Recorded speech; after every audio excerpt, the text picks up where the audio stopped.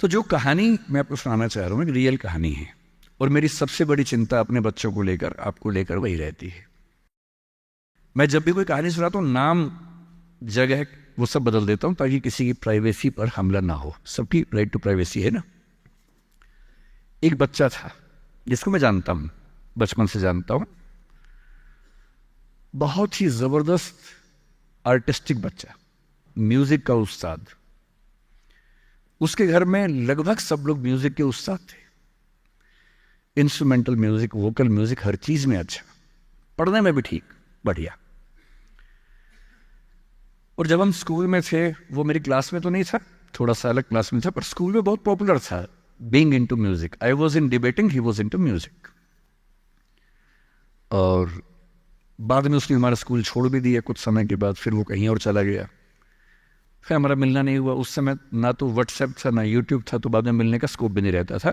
जो एक बार चला गया वो चला ही जाता था उस समय। अब तो बच्चे जिंदगी भर दोस्त रहते हैं।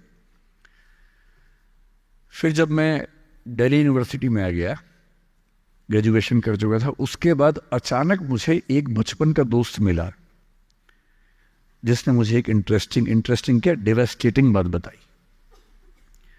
तो बात चल रही थी कि स्कूल के दोस्त कहाँ कहाँ हैं, क्या कर रहे हैं। तो बातों बातों में उसका जिक्र भी आया। तो मैंने बड़ी उम्मीद से पूछा, मैंने कहा वो तो बॉम्बे चला गया होगा, फिल्म इंडस्ट्री में चला गया होगा। तो मेरे दोस्त ने पूछा कि तुम्हें नहीं पता उसके बारे में? मैंने कहा नहीं। उसने कहा यार वो जेल में है, and he was one of the most creative students of our school. मैंने कहा जेल में क्यों है? बोले सच में नहीं पता। मैंने कहा सच में नहीं पता मुझे। बोले वो ग्रेजुएशन करने के लिए जब गया तो पता नहीं क्या हुआ, उसकी थोड़ी संगति खराब हो गई। बैड कंपनी जिसको हम बोलते हैं, जो इस उम्र में अच्छी लगती है, वही वाली। तो कॉलेज लाइफ में थोड़ी बहुत बैड कंपनी सबकी होती ही है, हल्की फुल्की होती है, एक सामान्य बात है। अच्छा, बच्चा बच्चा ना रहे ये भी तो अच्छी बात नहीं है ना। थोड़ा बचपन तो जीना भी चाहिए, थोड़ा शरारतें करनी भी चाहिए। पर किसी किसी का दुर्भाग्य होता है कि ज्यादा हो जाता है, उसके साथ ऐसा हुआ। उस सब प्रोसेस में उसको ड्रग्स की आदत लग गई।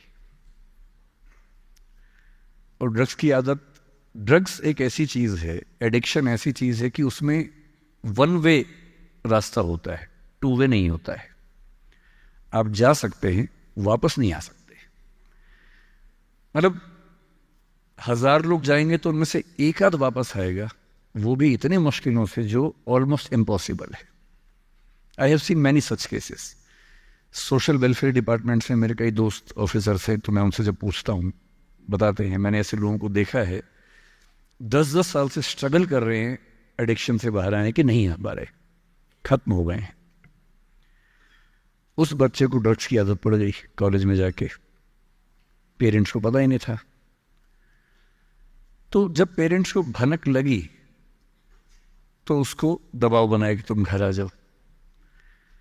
अब वो जिस कंपनी में था, दोस्तों वाली कंपनी में, वहां अब ड्रग्स बहुत महंगे होते थे, पैसे घर से बहुत कम आते थे, जितने पैसे एक मिडिल क्लास फैमिली दे सकती है। अब वो घर से ज्यादा पैसे मांगने लगा, पैसे मिलते नहीं थे। उसको अपने ही घर के लोगों पर गुस्सा आने लगा। तो एक बार वो अपने घर आया हुआ था छुट्टियों में, और वहां भी वो कुछ कुछ करता रहता था। उसके पेरेंट्स ने उसको बहुत समझाया कि बेटा ऐसा मत करो। और एक दिन इस बात पे झगड़ा बढ़ गया। भाई आप पेरेंट्स की चिंता समझेंगे आज से 30 साल बाद, जब आपके बच्चे इस एज में होंगे ना, आपकी नानी मर जाएगी उस समय। नानी मरना एक मुहावरा है, इसका मतलब बहुत चिंता में रहेंगे उस समय आप। और उस दिन पता नहीं क्या हुआ, एक झगड़ा हुआ, क्योंकि जो एडिक्शन के शिकार हैं उनका दिमाग उनके कंट्रोल में नहीं होता है। यहाँ तक कि जो ड्रिंक करते हैं, ड्रिंक एक लेवल से ज़्यादा कर लें तो दिमाग कंट्रोल से बाहर निकलने लगता है। ड्रग्स में तो ये एलिमेंट बहुत ज़्यादा होता है। और आधी रात को उसने क्या किया, उसने अपनी फैमिली के 5 लोगों का मर्डर कर दिया। मर्डर। उसने खाने में जहर मिलाया, लगभग सब लोग उससे मर गए। एक मेंबर नहीं मरा क्योंकि उसने खाना खाया नहीं उस दिन, तो उसको उसने अलग से मारा। और ये बात है जब उसकी उम्र लगभग 17-18 साल की थी या 19 के आसपास रहा होगा। उसके बाद वो जेल गया। मुझे उसके बाद से पता ही नहीं कि क्या हुआ, फांसी हुई या उम्र कैद हुई या क्या हुआ, ना तो मुझे पता है ना मैं इंटरेस्टेड हूँ जानने में। मैं उसका नाम हम सब जानता हूँ, एंड एक दो क्लास स्कूल में ऐसी थी कि वो हम आसपास थे, जानते थे, पहचानते थे एक दूसरे को। मेरी सबसे बड़ी चिंता ये होती है बच्चों को लेकर कि किसी भी गलती से वो ड्रग्स में ना चले जाएं। आप सबसे रिक्वेस्ट कर रहा हूं हाथ जोड़ के, कुछ भी कर लेना, ये मत करना। बदमाशी करो, शरारत करो, थोड़ा इश्क विश्क होगा करो, कोई दिक्कत नहीं। किसी को चीट मत करना, ड्रग्स में मत जाना, क्योंकि इन रास्तों पे जाने के बाद वापसी का रास्ता नहीं है, पूरी जिंदगी खत्म हो जाती है। एक शायर ने कहा है, बस एक कदम गलत उठाता राह शौक में, राह शौक का मतलब शौक के रास्ते पर चल पड़े थे। बस एक कदम गलत उठाता राह शौक में, मंजिल तमाम उम्र मुझे ढूंढती रही। मेरी मंजिल जिंदगी भर मुझे ढूंढती रही, कहां चला गया? सिर्फ एक गलती हुई थी और उस एक गलती ने कहीं का नहीं छोड़ा। आपको लग रहा होगा कि ये तो पापा जैसा है, प्रीच कर रहा है हमें, पापा डोंट प्रीच वाला भाव मन में आ रहा होगा अपनों के, पर मेरा काम ही है, मैं क्या करूं। मुझे जितनी चिंता अपने बच्चे की उतनी आपकी चिंता है, तो मैं तो बोलूंगा। आप मानेंगे नहीं मानेंगे आपकी मर्जी है, लेकिन ईश्वर ना करे कुछ गलती हुई तो बाद में आप इस बात को याद जरूर करेंगे कि किसी ने समझाया था हाथ जोड़कर, और हम उसके बाद भी नहीं समझे थे। कुछ भी करना, उस रास्ते पर मत जाना। और इस रास्ते पर लोग क्यों जाते हैं? इसकी जो साइकोलॉजी में सबसे बड़ा रीजन है, उसको पीयर ग्रुप प्रेशर कहते हैं। पीयर ग्रुप का मतलब है आपके दोस्तों का ग्रुप, गैंग, जिसको गैंग कहते हैं। जो डेवलपमेंटल साइकोलॉजी है, जो साइकोलॉजी स्टडी करती है कि बच्चे जैसे जैसे बड़े होते हैं उनकी साइकोलॉजी कैसे चेंज होती है, इसको बोलते हैं डेवलपमेंटल साइकोलॉजी। उसमें माना गया है कि ये जो एज है, टीन एज, ये गैंग एज है। गैंग एज का मतलब 3-4 दोस्तों का ग्रुप होता है, वो गैंग की तरह से ऑपरेट करता है। एकदम सीक्रेट्स रहते हैं उस ग्रुप में, आपस में बातें करते हैं, जैसी कोई आसपास से निकलता चुप हो जाते हैं।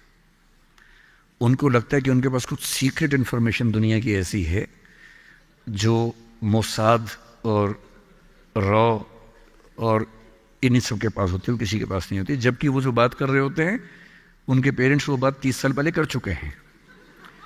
वो ऐसी कोई बात नहीं कर रहे जो उनके पेरेंट्स को नहीं पता, वो सब बातें करके ही बड़े हुए हैं। पेरेंट्स भी तो बने ही है ना भाई, ऐसा थोड़ा ना, उन्होंने तो जिंदगी देखी है। पर उनको लगता है कि वो कुछ खास ऐसा जानते हैं। एक दूसरे पर ऐसा भरोसा, पेरेंट्स पर ऐसा अविश्वास, ऐसा उनको खारिज करने की टेंडेंसी, नॉर्मल बात है, कोई खास बात नहीं है, इस उम्र में सामान्य बात है। पर डेवलपमेंटल साइकोलॉजी जब हम पढ़ते हैं तो उसमें कहते हैं कि जो बच्चा होता है 1-2 साल तक का, उस पर सबसे ज्यादा असर उसकी माँ का होता है, क्योंकि माँ उसके लिए पूरा संसार है। उस बच्चे की 2 ही जरूरतें हैं कि जब वो गीला हो तो वो पहुंच दे, जब भूख लगे कुछ खाना खिला दे। शुरू के 6 महीने इन दोनों जरूरतों को जनरली उसकी माँ ही पूरा करती है। तो उसको धीरे धीरे लगता है कि जो माँ है ना, यही मेरा सब कुछ है, और माँ की हर बात को फॉलो करता है वो। 6 महीने के बाद थोड़ा सा बाहर का खाना, घर के बाकी मेंबर्स का असर पड़ने लगता है। 2 साल के बाद जब बच्चा पहली बार स्कूल जाता है, 2 या 3 साल के बाद, तो आप देखेंगे प्राइमरी स्कूल में टीचर्स आमतौर पे महिलाएं होती हैं, विमेन होती हैं, मेल्स नहीं होते हैं। उसके 2 रीज़न है। एक तो मेल्स में इतनी पेशेंस होती नहीं आमतौर पे। अपना ही बच्चा हो तो 2 मिनट के लिए चिकोटी काटना, प्यार करना ठीक है, 2 मिनट के बाद नहीं झेल पाते वो। और बच्चा अगर रोने लगे, उनके चश्मा उतार के मारे, थप्पड़ मार दे, मूंछ खींच ले, इरिटेट हो जाते हैं। 5 मिनट के बाद तो बच्चा पिटता ही पिटता है अपने बाप के हाथों। इसलिए बच्चे भी बाप के पास कम जाना पसंद करते हैं, जाते हैं 1-2 मिनट के लिए फिर भाग आते हैं वहाँ से। इनको पता है कि ये जो ब्रेक इवन होने वाला है, टाइम आ गया है, अब इस टाइम पर निकल जाना चाहिए। मदर्स में बायोलॉजिकली भी और कल्चरली सोशली भी ये वैल्यू ज़्यादा डेवलप हो जाती है कि वो झेल लेती हैं उस बच्चे की परेशानियों को। बच्चे बहुत परेशान करते हैं। अगर आप मुझसे पूछें इस दुनिया में सबसे मुश्किल काम क्या है, सबसे मुश्किल है बच्चे को पालना। इससे मुश्किल कोई काम नहीं है। छठी का दूध याद दिला देते हैं बच्चे। बच्चे को पालने से मुश्किल दुनिया का कोई काम नहीं है, और वो काम जनरली हमारे घरों में मदर्स करती है, जिनका इतिहास में नाम नहीं लिखा जाता, जबकि सबसे महत्वपूर्ण काम घर के अंदर वो कर रही हैं। इस बात की बहुत वैल्यू है। कई जगह पेरेंट्स मतलब फादर्स भी कर रहे हैं कुछ हद तक, लेकिन जनरली दुनिया में ज़्यादा ये काम अभी तक महिलाओं के हाथ में जाता है। जब बच्चा स्कूल जाता है तो स्कूल जाने के बाद आप देखेंगे जो लेडी टीचर होती है, जिसको बच्चा प्यार से मैम कहता है, मैम, ऐसे बच्चे के लिए मैम दूसरा भगवान होता है मम्मी के बाद। कुछ समय के बाद भगवान नंबर 1 मैम हो जाती है, भगवान नंबर 2 मम्मी हो जाती है। और अगर मैम ने कुछ कहा है और मम्मी कह रही गलत है, तो बच्चा घूर के देखता है कि तुम बताओगी मुझे, वो भगवान है वो तो मेरी। तो बच्चे को मैम पे भगवान जैसा भरोसा होता है। फिर जब वो बड़ा होने लगता है 10, 11, 12, 13 साल का, 13 की एज आते आते बच्चों में जो बायोलॉजिकल चेंजेस होने शुरू होते हैं, बड़े परेशान होते हैं, पशुपेश में होते हैं कि ये क्या हमारे साथ हो रहा है, हमारी ज़िंदगी चेंज हो रही है। अचानक उनको ऐसा लगने लगता है। उस उम्र के जो हार्मोन्स हैं वो उनको पेरेंट्स से दूर करते हैं, क्योंकि उनको जिस तरह की आज़ादी चाहिए, पेरेंट जानते हैं कि ये उम्र सही नहीं है, तो पेरेंट्स रोकते हैं, समझाते हैं, फ़ोन का यूज़ कम करो, इंटरनेट कम करो, तुम्हारा दोस्त ठीक नहीं है, तुम्हारी कंपनी ठीक नहीं है, अच्छे दोस्त रखो, ये करो, वो सब करते हैं। उनकी मजबूरी है, उनको पता है कि ये उम्र फिसलने वाली है। और बच्चों को लगता है कि मैं जहाँ जहाँ आज़ादी चाहता हूँ, यही 2 लोग मेरे दुश्मन हैं, पता नहीं ये डिजर्व नहीं करते मुझे, they don't deserve a child like me. फिर वो पेरेंट्स से झूठ बोलना, छिपाना, हर बच्चा उस उम्र में झूठ बोलना शुरू कर देता है। कुछ बहुत प्यारे मासूम बच्चों को छोड़ दूं मैं 1-2%, बाकी सब थोड़ा बहुत झूठ तो बोल लेते हैं।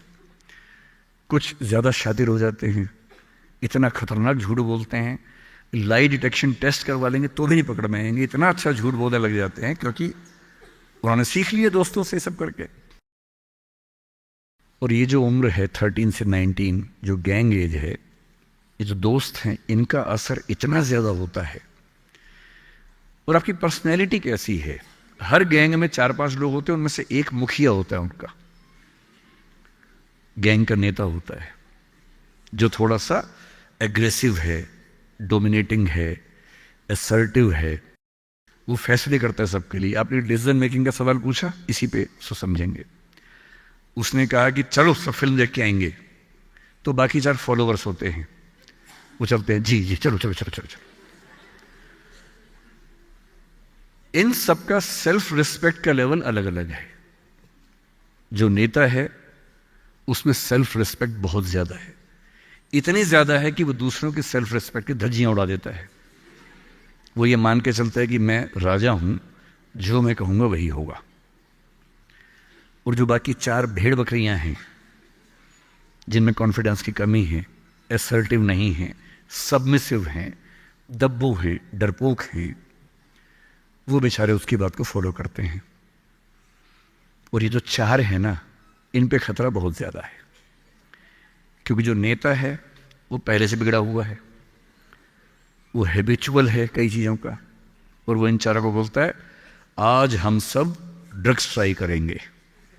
पूछ नहीं रहा है, बता रहा है। अब इन 4 में से एक के मन में है कि ना करूं, मम्मी ने उसको 1000 बार समझाएगी बेटा ये मत करना, वो बेचारा बोल ही नहीं पा रहा, घबराहट हो रही है उसको। बड़ी मुश्किल से मिमियाते हुए एक वाक्य उसने बोला। मिमियाना मतलब बिल्ली की तरह से बोलना, कैट की तरह से बोलना। उसने कहा यार मम्मी ने कहा था ठीक नहीं होता है। अब उसके बाद जोर से ठाका मार गया, ये देखो मम्मी का बच्चा, ये देखो मम्मी का बच्चा, इसको दुद्धू पिलाओ इसको, बच्चा है ये तो बड़ा ही नहीं हुआ, ये तो मर्द ही नहीं बना अब तक। हम तो मर्द हैं, हम तो बड़े हैं, हम तो ग्रोन अप हैं। इस बच्चे की सेल्फ एस्टीम, सेल्फ रिस्पेक्ट इतनी कम है कि डर जाएगा, एकदम घबरा जाएगा। 3 लोग बोलेंगे अरे कुछ नहीं होता, अरे कुछ नहीं होता, आजा आजा आजा आजा, अरे कुछ नहीं होता, कर ले ट्राई, हम भी तो कर रहे हैं, कर ले ट्राई। और इसी प्रेशर में ये बच्चा पहली बार ऐसी गलती करेगा। और मैंने पहले ही कहा कि रास्ता एक तरफा है, वापसी का रास्ता नहीं। इस प्रेशर को बोलते हैं पीयर ग्रुप प्रेशर, दोस्तों का प्रेशर। मैं अपने बच्चे को केवल एक बात सिखाता हूं, बाकी पढ़ाई लिखाई तो मुझे पता है जिंदगी में जब कोई करना चाहेगा कर ही लेगा। इंटरनेट की दुनिया में, गूगल की दुनिया में आप क्या, मतलब मैं क्या पढ़ा दूंगा आपको, टीचर क्या पढ़ा लेंगे, सब गूगल पे उपलब्ध है, सब ऑनलाइन अवेलेबल है। जो टीचर्स बनना चाह रहे हैं समझ लें, अब टीचर का काम नॉलेज देना नहीं है, नॉलेज आपसे ज्यादा, आपसे बेहतर गूगल पे है। अब आपका काम उससे ज्यादा बड़ा है। क्या है अभी डिस्कस करेंगे। मैं केवल एक बात पे फोकस करता हूं कि मेरे बच्चे या आप लोग पीयर ग्रुप प्रेशर से बच सके। मैं खुद बचा था, अच्छे से बचा था, मेरे पेरेंट्स की भूमिका थी। मैं जिस हॉस्टल में रहा उस हॉस्टल में लगभग सब ड्रिंक करते थे कॉलेज के दिनों में, मैं नहीं करता था। मुझे कभी जरूरत ही नहीं लगी उस चीज़ की, तो नहीं लगी तो नहीं किया। अच्छी बात सिर्फ इतनी है, मैं ये नहीं कह रहा कि ड्रिंक करना अच्छी बात है कि बुरी बात है, वो तो इंडिविजुअल फैसला हर किसी का है, लेकिन मैच्योर होने के बाद, बचपन में नहीं। मैं सिर्फ ये कहना चाह रहा हूं कि अगर 4 लोग मुझ पर दबाव डालें और मैं उनके दबाव में आ जाऊं, ये ठीक नहीं। मुझे ध्यान है कि हमारे हॉस्टल की नाइट चलती थी, फ्राइडे की रात है, वार्डन साहब छुट्टी पे हैं, 10-12 लोग एक कमरे में बैठे हैं, शराब की बोतल खोल ली है या बियर जो भी है, सबका मन है पीने का। वो मतलब एडल्ट्स हैं, 18+ के थे, वो शायद लीगली अलाउड होगा उनके लिए, मुझे नहीं पता।